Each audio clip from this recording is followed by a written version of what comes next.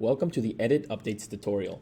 Today we're going to demonstrate how to successfully edit an update both from the dashboard and from the mobile app. Let's begin from the dashboard. Firstly, click on the Updates category located to the left of your sidebar. Once here, click on the relevant update you wish to edit. On the top right, you will see the Edit button. Once clicking it, start your editing.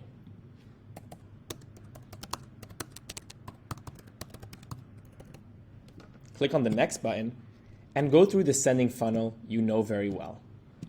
Let's see how this is done from the mobile. On the mobile, click on the Admin tab located on the bottom right and click on Updates. Once here, go to the relevant update you wish to edit and click on the three dots located on the top. Click on the Edit button. Once here, start your editing as you know very well. Once done, click on the Publish button located on the top.